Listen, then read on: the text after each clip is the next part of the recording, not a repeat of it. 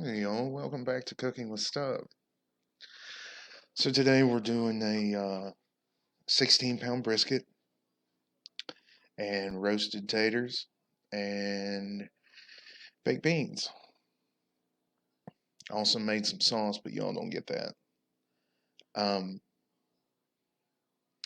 so you don't have to score the fat side on your brisket. It's just something I do.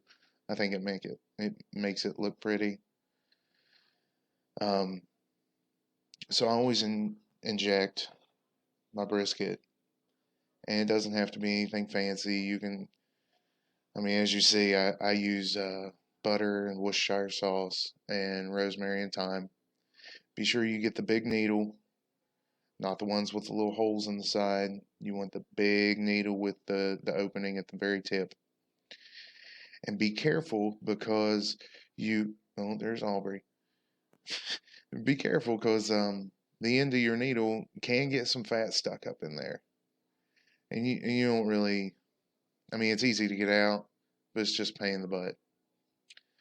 So after you inject your brisket, whatever you cannot get up into your injector, your syringe, whatever, um, just rub the rest on the outside. It's not going to hurt nothing. The only thing you're doing right now is adding to the moisture to the inside of your brisket. Now, this particular brisket I smoked for 19 hours at 200 degrees with mesquite wood. I would recommend using a hardwood for the brisket. Um, I normally use fruit woods for pork and stuff like that.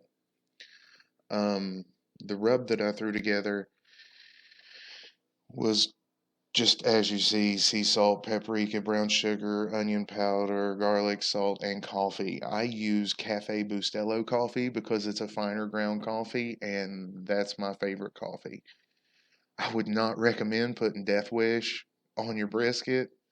Um, the I think the bigger ground coffees just I don't know, they have a real burnt taste to them, and the Cafe Bustelo is a it's an espresso ground coffee, so it's real fine. But slather as much rub as you can get on that brisket. Make sure everything's covered. Don't leave any bare spots. Rotate it all the way around. Get that goodness in everywhere.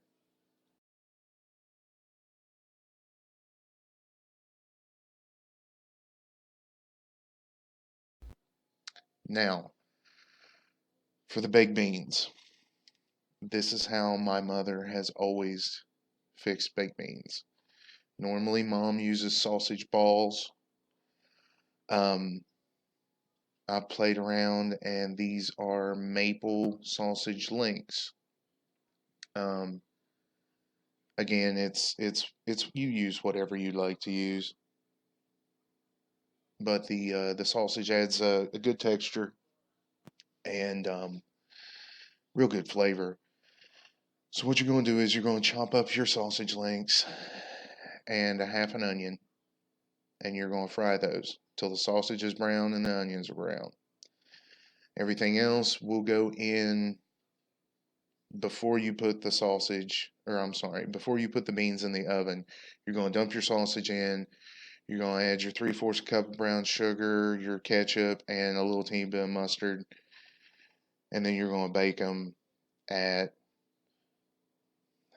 350, 400 for about an hour until everything thickens up.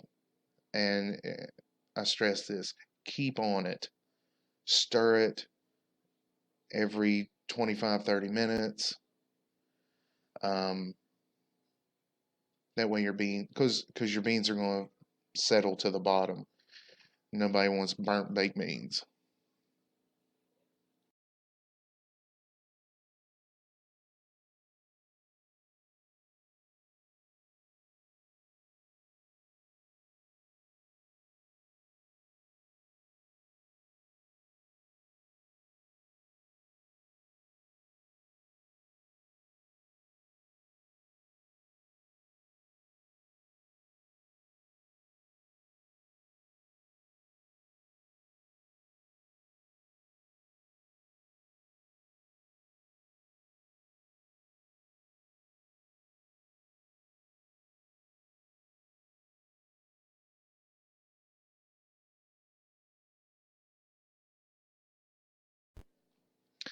Now, anybody I've cooked for always wants these freaking potatoes. Um, I normally use about 3 to 4 pounds of red skin potatoes. I will use a whole small onion or a half of a big one. I normally use the sweet onions. And then I slice up anywhere from 4 to 6 good sized Roma tomatoes. Now, your potatoes don't have to be perfectly cut. Just rough chop them, throw them in your pan. I recommend to spray your pan down because these potatoes will stick to the side and it's a pain in the butt to clean up.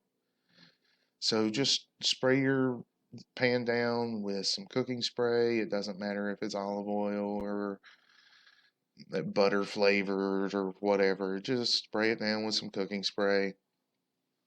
Um,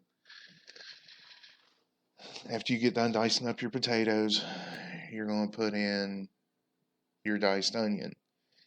Now, I would definitely recommend whenever you add your diced onion, go ahead and get your hands in there, mix your potatoes and your onions up together.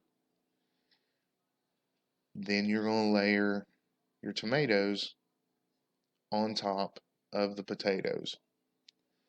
Roma tomatoes are the best, I think, because Roma tomatoes are a cooking tomato, and it's going to dissolve down. And you're going to get little chunks of tomato, but it's not going to be anything large. The one thing that I do stress, and I do this with everybody, use real butter. Don't use margarine. That stuff's nasty. Use real butter. Um, if you're not making a monster pan, like if you're just using a 9x13 like Pyrex dish or whatever, you can get away with 3 sticks of butter.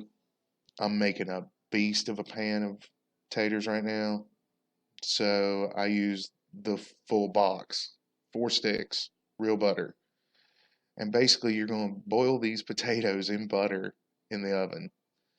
Um, I normally cook them at 450 for like hour and 20 minutes, hour and a half, something like that. And be sure to season your potatoes really good. They're potatoes, hit them with salt, pepper, and I like to throw a little bit of garlic powder on top. Not much, just a little bit. Garlic makes everything better. Butter makes everything better. If you can throw them both in the same thing, you are golden.